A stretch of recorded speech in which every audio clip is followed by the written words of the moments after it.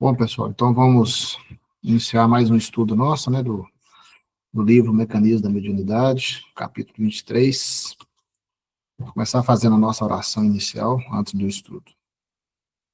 Então, Mestre Jesus, obrigado mais uma vez pela oportunidade do trabalho, do estudo da equipe Amor, né? Possamos sempre extrair desse estudo um aprendizado para a nossa vida, possamos ser sempre útil ao nosso próximo. Pai nosso que estais nos céus, santificado seja o vosso nome, venha a nós o vosso reino, seja feita a vossa vontade, assim na terra como nos céus. O pão nosso de cada dia nos dai hoje, perdoai as nossas ofensas, assim como nós perdoamos a quem nos tem ofendido. Não nos deixeis cair em tentação, mas livrai de todos os males. Que assim seja. Fica à vontade aí, Grazi. Obrigada. Boa noite, pessoal. Então, dando prosseguimento ao capítulo 23, Animismo. Quem quiser falar, vocês me falam, por favor, que eu não estou conseguindo ver, tá? Eu te aviso aí. Obrigada, joia. E aí, só recapitulando, né? Primeiro a gente falou sobre mediunidade e animismo, e agora a gente vai dar prosseguimento à semelhança das criaturas. Nós paramos, para quem está com o livro aí, no terceiro parágrafo de semelhança das criaturas.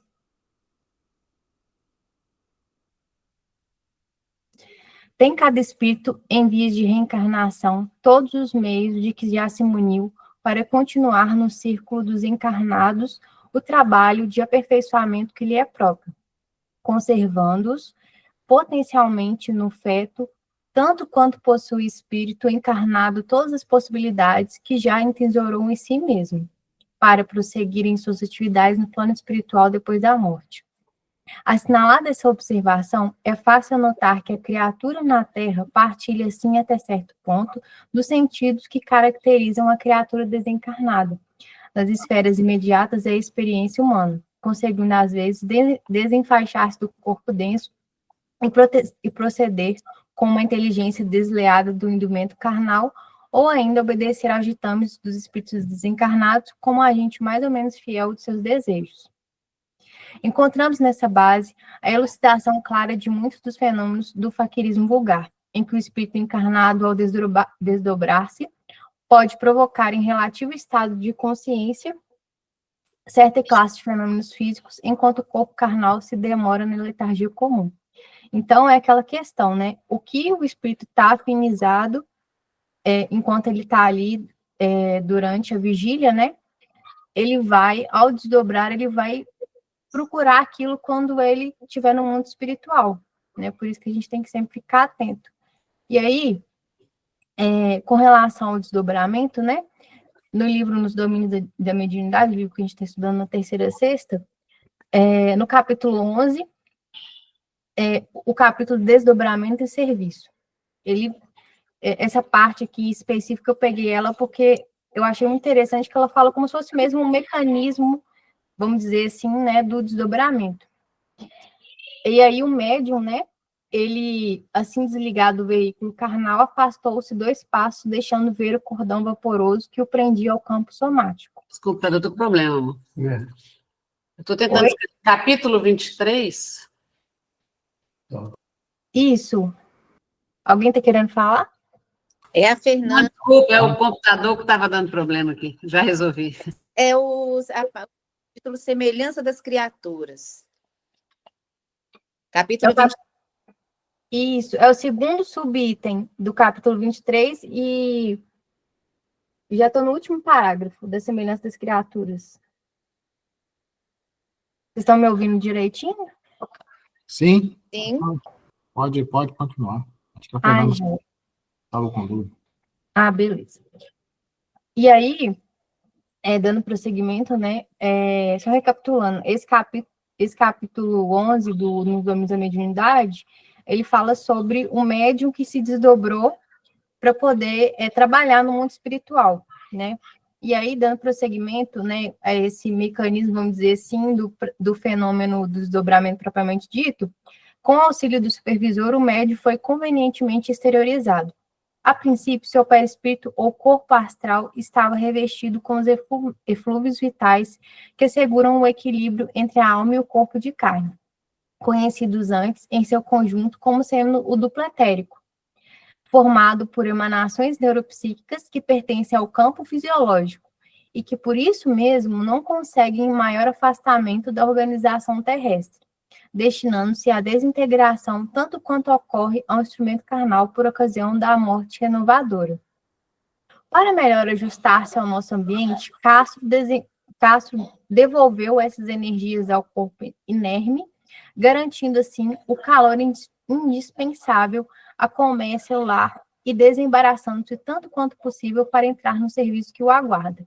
Então, eles estavam falando o seguinte: no momento que ele estivesse realmente preparado, vigilante, com seus pensamentos, né, vamos dizer assim, positivos, né, ele estaria realmente preparado para poder entrar naquele serviço, né, no mundo espiritual. Foi só um trechinho que eu coloquei só para poder fazer uma elucidação, né, do fenômeno do desdobramento. E aí, lembrando do que a espiritualidade sempre fala com a gente, né, aquela passagem de Mateus 6, 19, 21, os tesouros no céu, né, que a espiritualidade sempre fala, onde estará o seu tesouro, assim estará seu coração. Aí eu quis trazer ela para a gente poder relembrar isso, né, não como leis para vós, onde tesouros, outros tesouros sobre a terra, onde a traça e a ferrugem corroem, e onde ladrões escavam e roubam. Mas juntai para vós outros tesouros no céu, onde traça nem ferrugem corrói, e onde ladrões não escavam nem roubam. Porque onde está o seu tesouro, aí estará também o seu coração. Então, a gente está sempre vigilante, praticando bem, né, vigiando, orando, fazendo exercício do perdão, e sempre que possível, antes de dormir, né, a gente sempre se preparar, seja abrindo o Evangelho, segundo o Espiritismo, ou a Bíblia, ou algum livro, né, edificante, para a gente se preparar para o nosso real tesouro, né, que são nossas energias, nossas vibrações estarem equilibradas para a gente ser um instrumento fiel da espiritualidade, né, porque a mediunidade, ela é 24 horas, e a gente sabe que não é só na casa espírita, na reunião mediúnica, no trabalho que a gente exerce, né. E agora, entrando em obsessão e animismo. Ô, Grazi, Oi, pode falar. tem um parágrafo aqui que, na verdade, eu não entendi bem. É o penúltimo. Assinalada essa observação, é fácil anotar que a criatura na Terra partilha, assim, até certo ponto, dos sentidos que caracterizam a criatura desencarnada nas esferas imediatas à experiência humana, conseguindo, às vezes, desenfaixar-se do corpo denso e proceder como a inteligência desenlenhada do indumento carnal ou ainda obedecer aos ditames dos espíritos desencarnados como agente mais ou menos fiel de seus desejos. Aí eu queria ver o que vocês entenderam disso, para ver. Desculpa, pode falar, Bel. Achei que você tinha acabado. Pode falar, Grazi. Eu entendi essa parte como sendo a questão do tesouro mesmo, né? Que a espiritualidade sempre fala, de a gente pensar o seguinte, naquilo que você está afinizado, na sua vida, né, como um todo, seja durante o dia, né, vamos falar a vida porque eu penso assim, que no mundo, né, igual a gente estuda, né, no planeta Terra, a gente tem várias faixas de vibrações, né, do mesmo forma que existem pessoas que estão no caminho do Cristo, existem pessoas que não estão, né, por livre-arbítrio. Então, por exemplo, um criminoso, né, a gente vai falar isso mais para frente, mas um exemplo, assim, bem elucidativo, uma pessoa que ela comete crimes, né, crimes, não só crimes de por exemplo, tirar a esperança do outro, mas o crime propriamente dito, vamos falar assim, né, de atos criminosos. Essa pessoa, na hora que ela desdobrar, no momento do sono, ela vai continuar ligada a espíritos que querem praticar o mal, né, seja a morte ou coisas do tipo. Por exemplo, isso me veio à mente aqui, um livro, não sei se vocês conhecem, que se chama... Fugiu o nome? Esqueci o nome do livro. Me veio à mente, mas figura do livro, mas eu esqueci o nome. Esse livro, mas enfim, depois eu vou mandar ele lá no grupo, a foto dele. A mulher, na hora que ela desdobra do corpo físico, ela tem a aparência monstruosa. E ela, como encarnada, as pessoas não viam ela dessa forma, porque ela aparentemente era uma pessoa normal, vamos dizer assim, mas essa pessoa, ela estava ligada a espíritos tão monstruosos e que ela, quando desdobrava, ela quis arquitetar um plano para poder acabar com a vida de um moço. Trabalhos, assim, entre aspas, que são feitos, né, que a gente sabe que existem, que são espíritos que são escravizados no mundo espiritual. Lembrei o nome do livro, Liberação. E aí, eu entendo esse parágrafo como sendo dessa forma. De acordo com o que você está sintonizado, se você é uma pessoa que pratica o bem, você vai trabalhar no mundo espiritual, exercer o auxílio de prosperidade. Se é uma pessoa má, você vai continuar isso lá. Eu entendi isso, Bel. Se alguém mais entendeu de outra forma.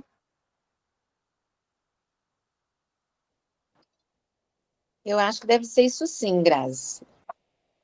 Quando fala, né, conseguindo desenfaixar-se do corpo denso e proceder com uma inteligência deselenhada do indumento carnal, ou seja, solta, né? Eu entendi que isso significa afastar-se, né, do corpo físico.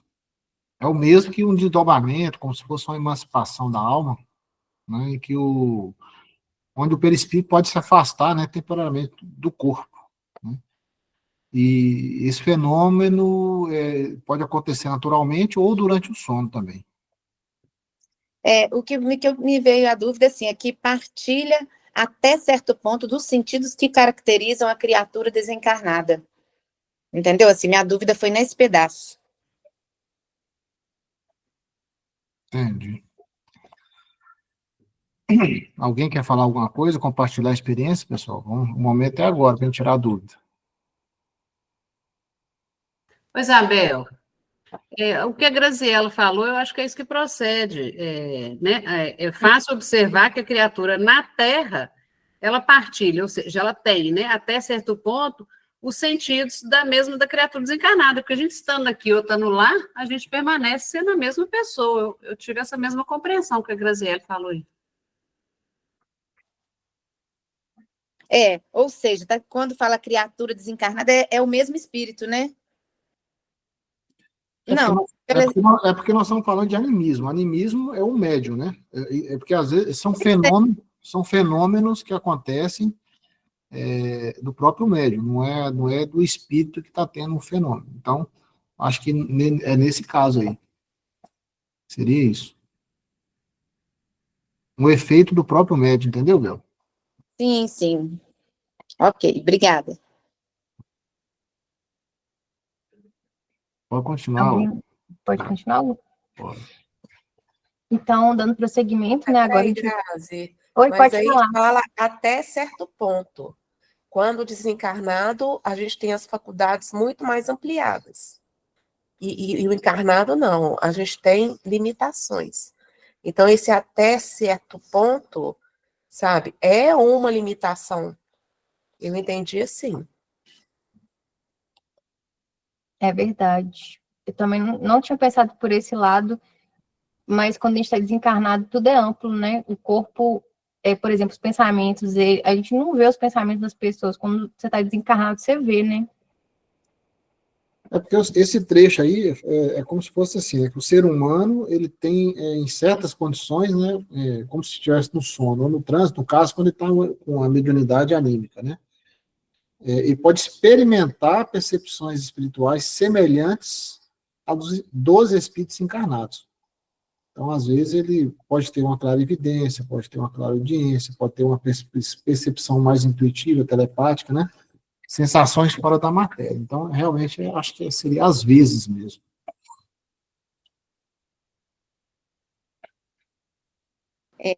Será que seria Porque o que eu tinha entendido, assim, aqui está falando mais ou menos a semelhança entre o espírito encarnado e o espírito desencarnado. É por isso, Bel, porque o espírito que está desencarnado, ele está livre da matéria, né? Sim, mas eu só queria saber se eu tinha entendido certo, mas eu entendi mais ou menos assim mesmo, mas é isso, que ele, na verdade, tem semelhanças com o espírito desencarnado. Quando você desencarna, você continua da mesma forma que quando você está aqui encarnado. Isso. Né? Isso. Alguém quer falar mais, pessoal? Patrícia, Fernanda.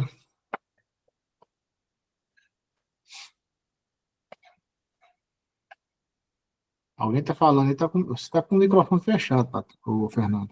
Você está... Não, eu estou só confabulando aqui comigo mesmo, meus botões. Então, tá bom. Bom, então continua aí, Graça. E eu queimando meus neurônios aqui.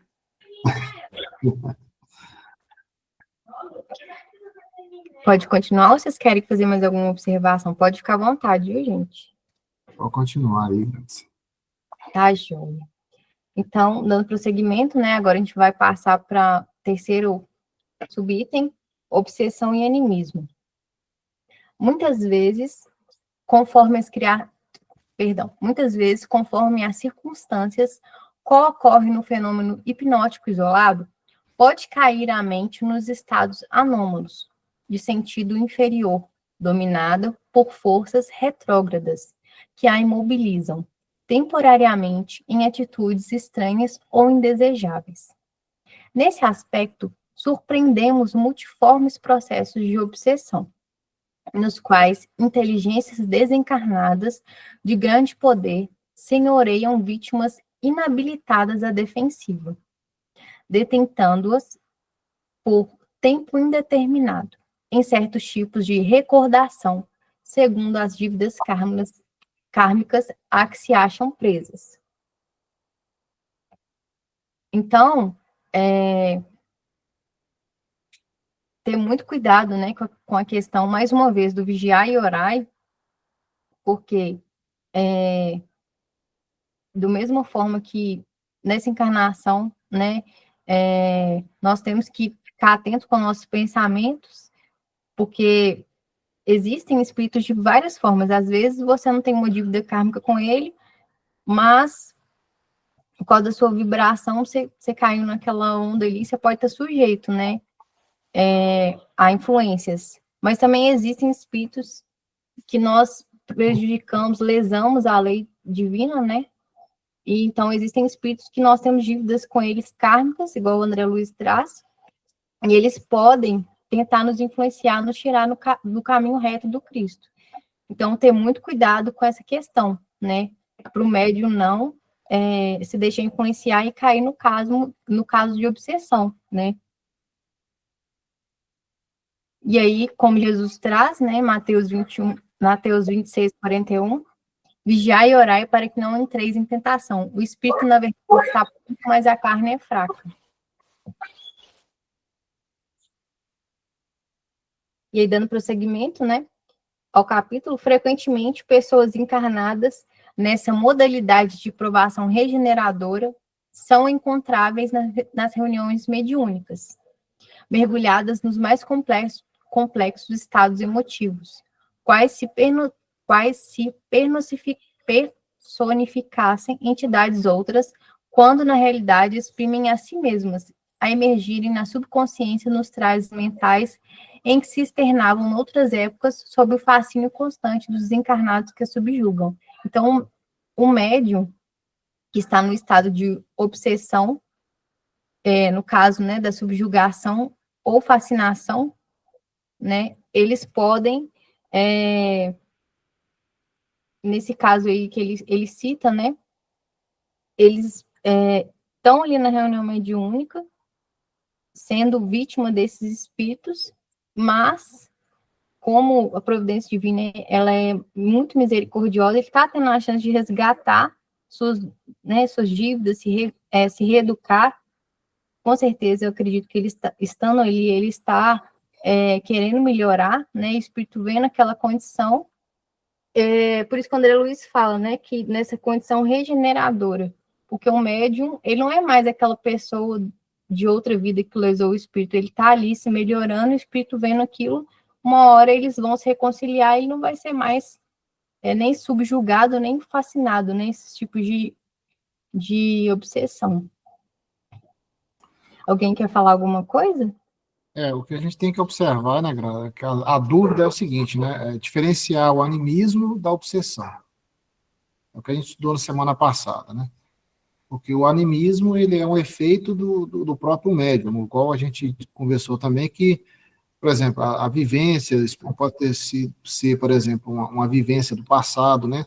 Alguma coisa do próprio médium que ele capta essas lembranças, até mesmo do subconsciente, e traz à tona. E qual que é a diferença entre esse animismo e a obsessão, que pode ter a influência realmente do espírito, né? Eu acho que é essa diferença que a gente tem que tentar identificar. Aí a pergunta vai para os médiuns ostensivos aí, como é que vocês lidam com isso? Como é que vocês conseguem identificar aquilo que é coisa sua ou é algum processo obsessivo? Conhece-te a ti mesmo. É tão simples essa frase, né? Mas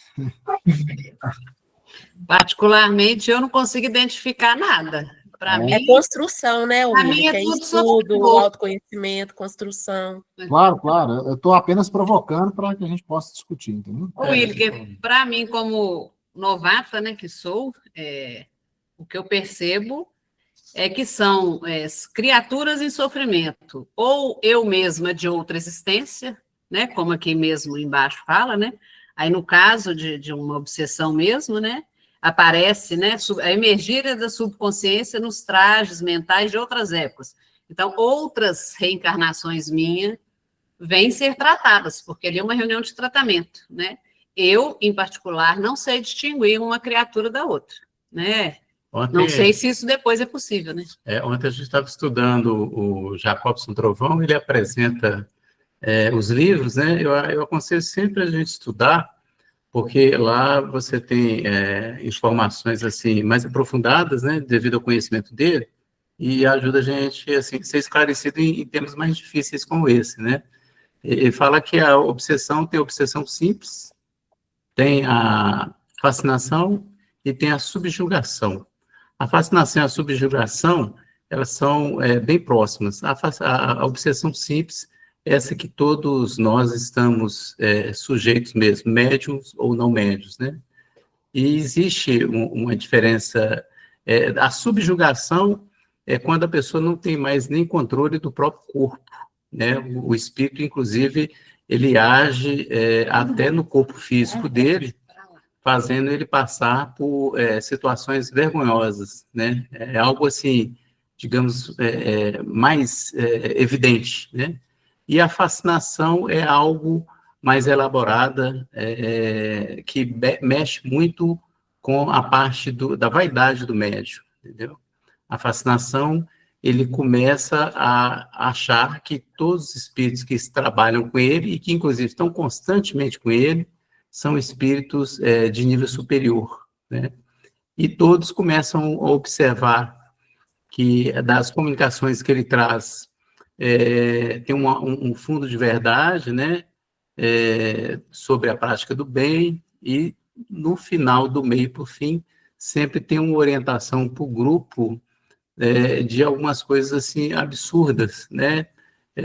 Direcionando para certas atividades ou até para poder comparecer nas reuniões com indumentárias, né? Ou roupas ou trajes, né? E começa a envolver o grupo dessa forma, e o médium também vai ser envolvido nessa suposta, né, ligação dele com o espírito mais elevado. Então, assim, essas três fases, a obsessão, ela vai ter três fases, né? A simples, essa fascinação, três tipos, e a subjugação, Então, o animismo, ele fala que o animismo é muito difícil de identificar, porque realmente, em algum momento, o médium vai estar expondo alguma coisa dele mesmo, inclusive na própria comunicação, né? Então, não é algo simples, não. Mas as outras duas coisas que, digamos assim, que seria mais interessante, pelo menos a nível do grupo, é justamente a fascinação e a subjugação, porque é onde o médium, conforme, se o grupo não tiver estudo, né, automaticamente o grupo começa a aceitar tudo que aquele médium apresenta, né? Isso, assim, em reuniões, digamos, que não tem estudo e que não tem uma estrutura, né? Hoje nós temos lá no Maria Francisca, assim, uma estrutura muito boa que dá para nós mais segurança nesse sentido, mas esses grupos menores que estão sendo formados ou que se orientam em, como se diz, uma coisa, como se diz, improvisada, né? Esses grupos correm grande risco nesse caso aí. É ótimo você falar isso, Paulo. A Érica levantou a mão. Pode falar, Érica. É só para ilustrar mesmo, assim, né? É lógico que cada caso é um caso, né? Mas eu vou falar o que eu presenciei, né? Numa reunião mediúnica, assim. Eu estava em fase de aprendizado e tinha um médium lá que dava manifestação. Eu não estou falando que todo mundo é assim, tá, gente? Só estou dando um exemplo. Que ele dava sempre manifestação em coisas sobre ciúme, sabe? Sobre traição. Era assim. Toda vez que vinha manifestação, vinha nesse sentido. Aí, foi o que a Sandra falou. Aí o coordenador começou a conversar com essa pessoa, né? Com esse médium, pedindo para ele vigiar os pensamentos, se tinha alguma coisa que incomodava. Aí ele conversando, aí descobriu que era uma pessoa muito ciumenta. E ele começou a buscar tratar isso com ele, esse ciúme dele, né? Começou a tratar, E a comunicação dele, por ele tentar melhorar essa moral dele, né? Começou a mudar. De verdade mesmo. Ele dava, tipo assim, outras manifestações sobre outras coisas, sabe? É lógico que ali ele estava tratando ele também. Só que ele tinha que buscar tentar melhorar o que ele pensava para que aquilo conseguisse me colocar assim, ter uma distância dele, né? Não conseguisse acessar mais ele. Então, foi ótimo. Tipo assim, eu aprendi com aquilo. Então, tudo que a gente tem que está muito latente, que está te impedindo de seguir, né? Vamos colocar assim, ou é raiva, ou não sei, o que for, que você vê que está muito latente, é a gente buscar fazer a melhora. É lógico que a gente vai estar ajudando os espíritos que de alguma forma a gente prejudicou em alguma vida, que a gente sabe que todos os espíritos que a gente dá passividade têm ligação com a gente, né? Mas, assim, foi um grande aprendizado para mim. Eu entendi que é isso mesmo, é a gente melhorar todos os dias, né? E ver o que tem lá no Aquiles da gente para a gente tentar dissipar a nossa energia, edificar mesmo, né? A nossa forma de pensar para a gente se desvincular disso. Isso. Sim. Você acha que aí pode ser uma afinização, né, de um espírito que está atormentado por questões de ciúmes, etc, etc, etc, e o médium, que também vive o mesmo problema, porque a gente sabe que não são aleatórios, né? Vem para gente, sim. né?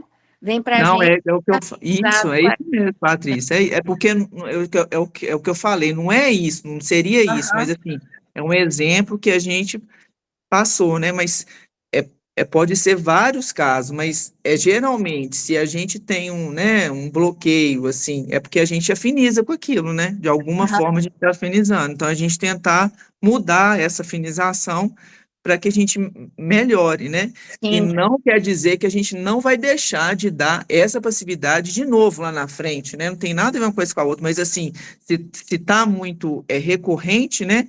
Então, alguma coisa que a gente precisa, um pontinho de luz que eu penso que precisa abrir na mente da gente para a gente tentar mudar, né? Pelo menos é a forma que eu entendi na época e que eu tento levar para mim, para cada reunião que eu entro e para o meu dia a dia também. tá É certo. uma coisa interessante que você falou aí, né, Érica, é a sensibilidade aí do dialogador ou do coordenador da reunião, né, de perceber isso e dar uma certa orientação para o médium, né. Acho que serve até para a gente também, como dialogador, porque eu sou dialogador nas reuniões, a gente ter essa sensibilidade, talvez, não sei como, se o ideal é na própria reunião alertar o médium. Eu também, eu já não sei, né? Mas eu falo assim, eu acho que é bacana também. Ajuda a gente, que às vezes a gente põe uma viseira e não está percebendo, né? A gente percebe ali, por exemplo, os médicos que a gente sempre conversa, realmente tem essa questão. Às vezes recebem espíritos muito com o mesmo tipo de característica, entendeu? É interessante isso que você falou, me chamou a atenção. Eu, por exemplo, recebo muitos espíritos com o mesmo tipo de característica, Pois então. né? A Que questão da afinidade, igual você falou, né, Fábio? que não sabem quem são, não sabem da sua história. Eu recebo muito espírito assim. Pois é, Paty. Agora eu te fazer uma pergunta. Por exemplo, você como psicóloga, né, talvez em função dessa sua condição atual, talvez você seja mais adequada para ajudar pessoas desse tipo, entendeu? Às vezes não só uma questão de afinidade, é mais talvez esteja preparada para auxiliar espíritos que estão nessa condição. Será que também não seria essa outra forma de análise? É verdade. Nunca pensei sobre esse ângulo, mas vou pensar. Não é porque às vezes a gente acha só assim, eu tenho afinidade com esse tipo de pessoa. Não.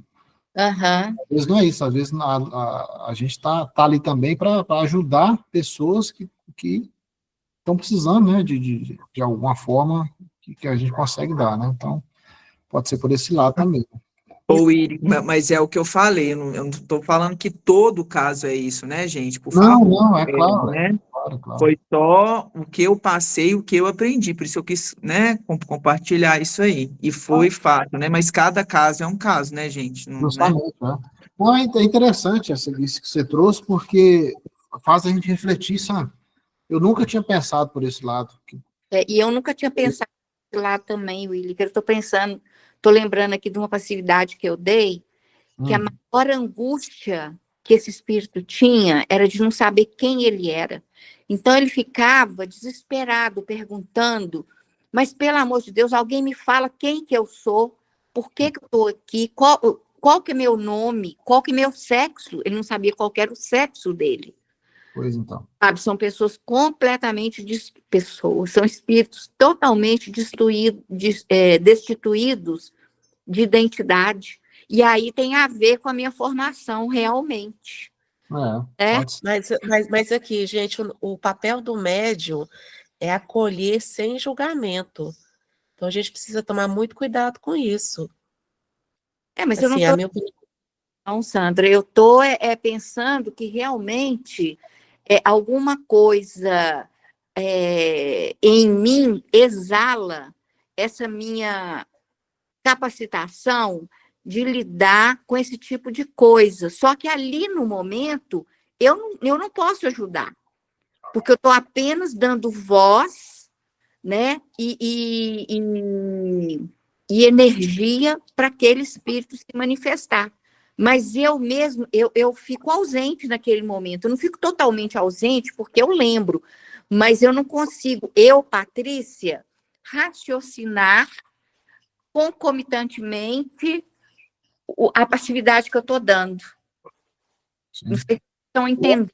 Eu acho que é tipo uma parceria, Patrícia. O dialogador, você, o médico, tem ali os mentores também que estão ali auxiliando, né? Então, acho que cria ali um grupo para conseguir auxiliar aquele que está precisando. Voltado ao tema que nós estamos estudando hoje, que é a questão do animismo, a questão da obsessão, né?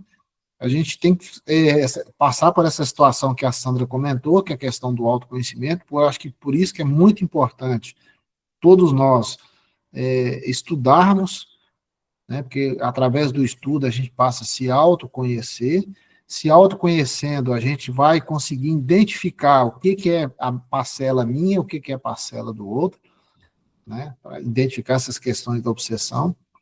Tem a questão que o Paulo falou também, que são os vários tipos de obsessão, né, que aí já eu acho que é uma coisa bem mais forte, não é o caso que nós estamos estudando aqui hoje, mas a gente tem que pensar nisso, porque se a gente conseguir identificar essas coisas todas, vai facilitando o trabalho, vai facilitando o atendimento daqueles que estão precisando.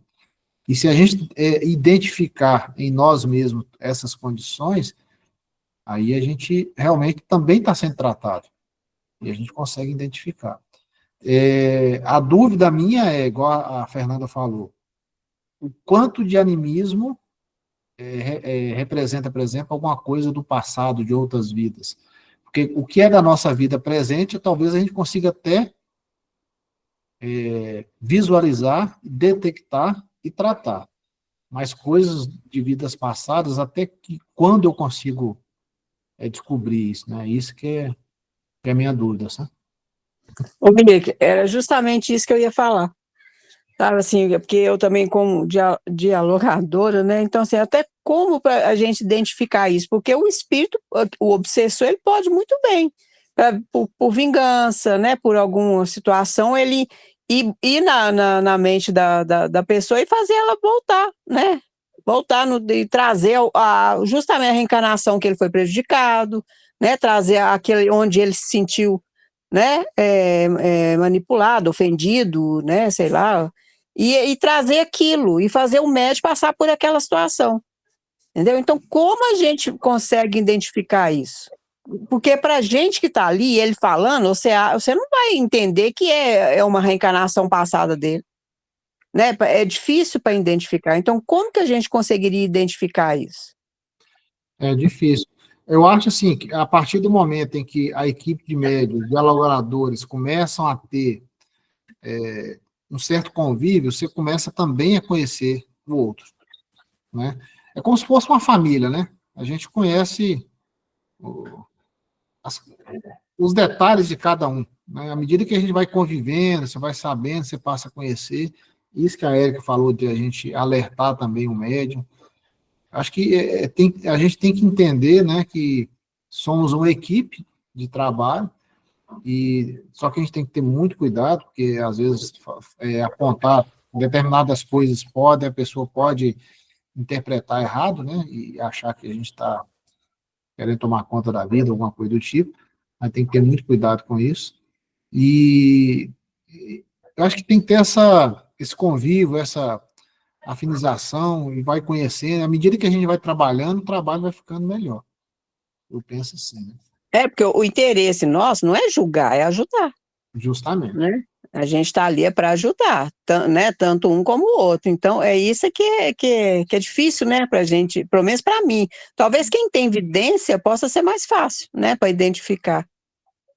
Mas aí é que tá, Valéria. E se a pessoa estiver tendo o que ela acha que é evidência, mas é animismo, que é coisa dela mesma, e ela não consegue detectar isso, aí é que tá. Não, eu falo assim, quem está dialogando tem evidência, entendeu? Para saber se está o espírito mesmo comunicando, ou se está trazendo, né? Se é o médium trazendo encarnações passadas, ou se ele está recebendo influência de algum espírito. Não sei. Ô, mãe, mas eu acho que qualquer forma, você está ajudando.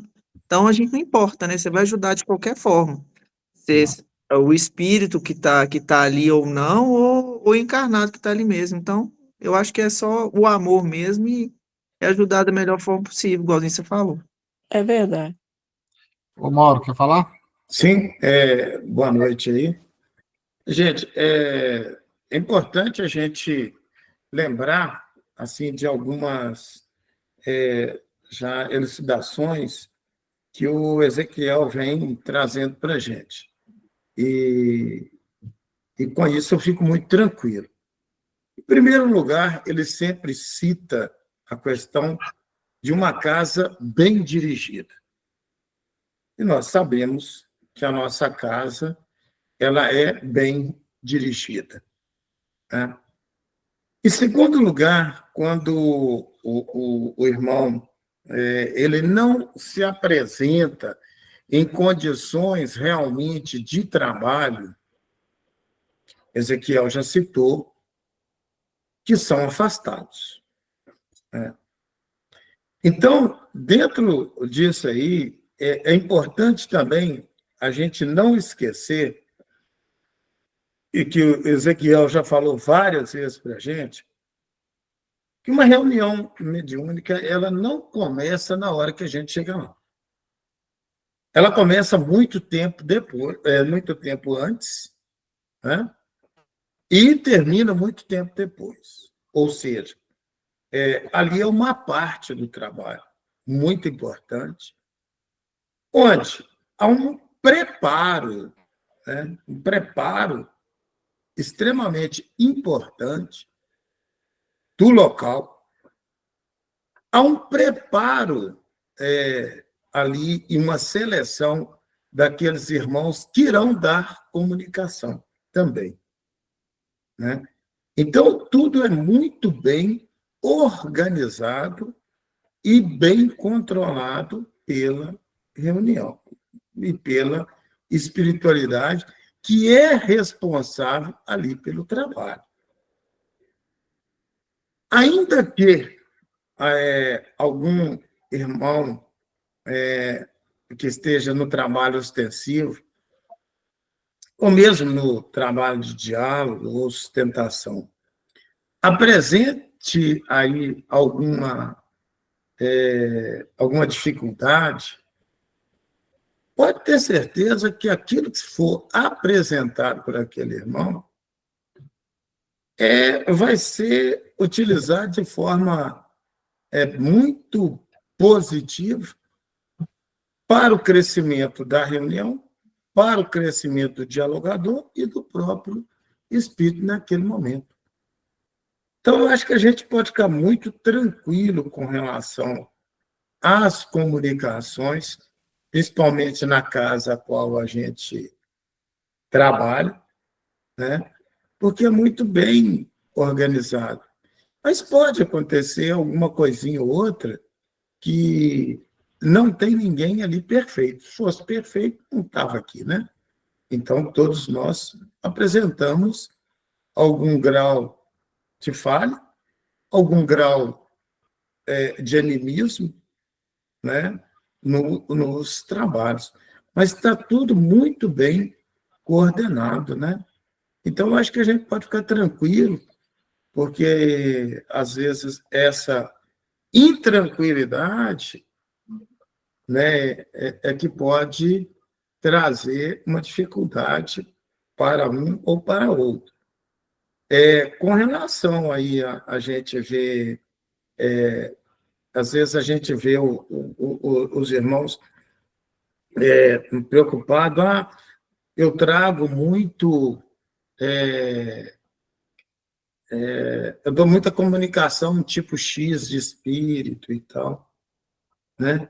Então, a gente vê que é porque aquela pessoa tem aquela condição bem selecionada pela espiritualidade de dar passividade para aquele irmão. E vai chegar muitos irmãos ali, todos que vão ali, exceto os mentores, estão em alguma condição de dificuldade, de sofrimento. Então, parece que é muito igual, mas é muito próximo, mas nenhuma é igual à outra. Eu ainda não tive nenhum dos irmãos que eu tive a oportunidade de dialogar que fosse igualzinho ao outro. Não tem. Eu já tive sequência. Ô, Mauro. Então, é importante a gente... Sim, só terminar o raciocínio. Então, é importante a gente se tranquilizar com esse item, e eu vejo que é recorrente esse questionamento. Não, será que eu só falo sobre os irmãos que passaram pela Inquisição? Não. A gente vê que às vezes tem alguma sequência, mas depois tem uma grande variedade. Assim, da minha parte, eu estou falando por mim, da minha parte, eu não vejo nenhuma questão de sequência de tipos assim, não. Eu vejo que todos que são levados estão passando por alguma dificuldade. Essa é a semelhança.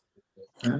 Ô, Mal, você falou tudo. E outra coisa que a gente não pode esquecer, a gente é um instrumento, né? A gente é usado o tempo todo, em todos os sentidos. A gente é só um instrumento, a gente não faz nada. Justamente. Era só isso aí. Beleza. Não, mas isso aí que você falou é tudo certo mesmo, a gente não precisa estar, entre aspas, preocupado, né, porque ali é uma casa realmente muito bem dirigida, mas é importante para o nosso aprendizado, estamos ali, né, que nós somos aprendizes. Então, detectar tudo aquilo que nós estamos estudando aqui hoje, eu acho que é importante. E hoje apareceu coisas, assim, que nos chamou a atenção, né, que a Valéria trouxe, que a Érica trouxe. É importante a gente ficar atento a esse tipo. Com relação a mim, por exemplo, os atendimentos que eu faço, eu vejo características semelhantes de espíritos em cada tipo, com os médios. Às vezes com a Grazi tem um tipo, com a Patrícia tem outro, com a Fernanda tem outro, com a menina lá São Rodrigo, esqueci o nome dela, a Amanda, tem outro tipo. Então, geralmente são espíritos muito próximos, quer dizer que são os mesmos casos, mas são muito próximos, assim. Então, tem a questão da afinidade, e pode ser isso que nós comentamos aqui hoje, que às vezes ela está mais preparada para ajudar pessoas desse tipo. Então, todos têm uma ligação ou com o médium ou com o doutrinador. Hoje eu posso falar dessa forma, né, que ao longo desse período que eu estou trabalhando nessa reunião mediúnica, eu já percebi esse tipo de características, né. A Isabel estava querendo falar também. Quer falar, Isabel? Não, acho que o Mauro já explicou muito bem. Eu ia até comentar também essa questão de que tudo é aproveitado numa reunião mediúnica, né? Então, quando a Érica dá o exemplo lá de uma pessoa que é ciumenta e que está lá dando passividade, né? E que se mistura um pouco, né? Então, tem um grau de animismo, ele também está sendo tratado. Né? Então, numa reunião que é bem dirigida, né? E por isso a preocupação que a gente tem que ter com vigilância durante todo o dia, vigilância moral, né? O estudo que é muito importante.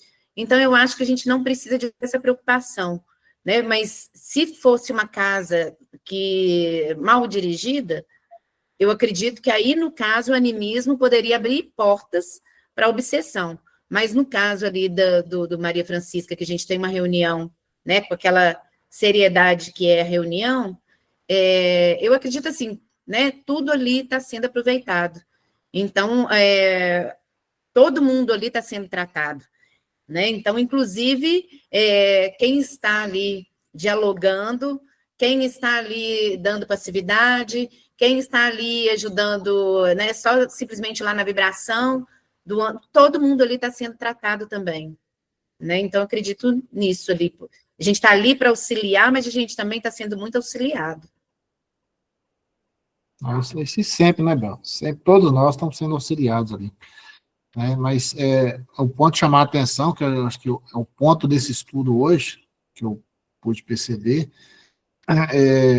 é o aprendizado mesmo. À medida que a gente vai estudando, você vai aumentando o seu conhecimento, vai conseguindo identificando os problemas, né, que acontecem na reunião e tudo, mas eu acho que a vivência e a experiência mesmo, à medida que você vai passando determinadas coisas, você vai, como se diz, criando calo, né, criando casca grossa e aprendendo as coisas, para identificar e poder ser, de certa forma, mais útil, né.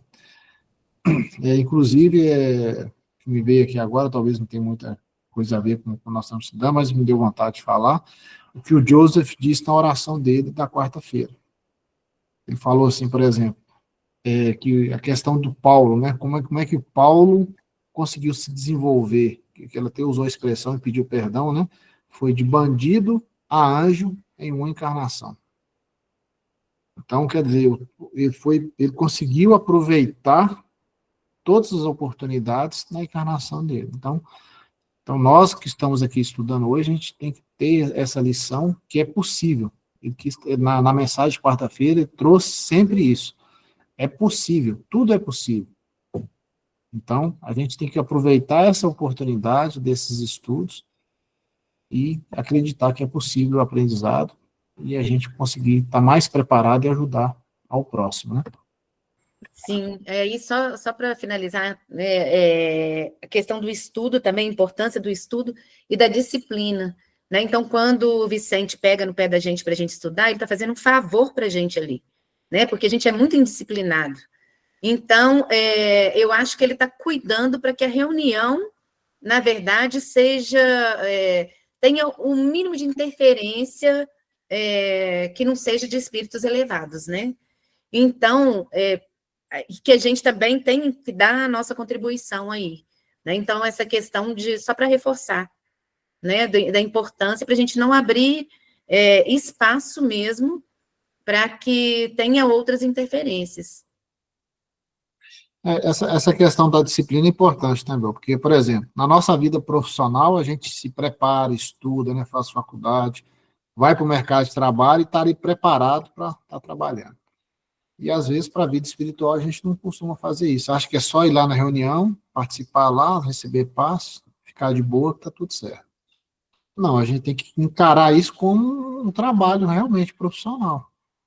Eu acho que se todo mundo enxergar dessa forma, né, que é uma coisa séria, um trabalho sério, envolve vidas, né, na verdade, que a vida é uma só, nós estamos aqui encarnados ou desencarnados, nós estamos ali lidando com vidas, então se a gente passar a encarar isso com mais seriedade, aí o trabalho vai ser melhor. Então, por isso a importância do estudo, de nos prepararmos para estar auxiliando. Pode falar, Graça, falta só 4 minutinhos, acabou que a gente falou demais de novo. Não, eu ia falar que, como a gente vai entrar em outra parte, e aí me veio umas intuições aqui para poder acrescentar mais algumas coisas em obsessão e animismo, até anotei aqui que veio, sabe? Uhum. Aí eu vou deixar para a semana que vem, Certo. porque aí a gente coloca isso aí, eu coloco isso aí, né, nos slides, o que me veio aqui, e aí finaliza obsessão e animismo com essa parte, né? E depois a gente entra em animismo e hipnose. Fechou. Alguém quer comentar mais alguma coisa, pessoal? Aproveitar para encerrar o estudo do dia, falta 3 minutinhos só.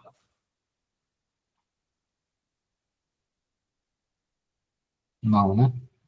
Não, eu só ia perguntar, então, na próxima semana, vocês estão me ouvindo? Sim, mas pode perguntar, Angelica, tem 3 minutos ainda. Na próxima semana, então, vai ser o mesmo livro, né? Vai ser continuidade dessa parte que você falou, né? Tá. É que nós estamos estudando o capítulo 23, né? Estamos na terceiro item, obsessão e animismo, né? Isso, então, continua, como a gente fala o seguinte, que aqui nós não temos pressa. Tem reunião, às vezes, que estudo, que às vezes o apresentador fala tudo e acaba rapidinho, mas tem hora que tem essas discussões. Tá. Ok? Tá ok. É muito bem-vinda. Obrigada. Então, podemos encerrar? Tem mais alguma dúvida? Alguém quer fazer alguma consideração final do estudo de hoje? Deixar alguma mensagem?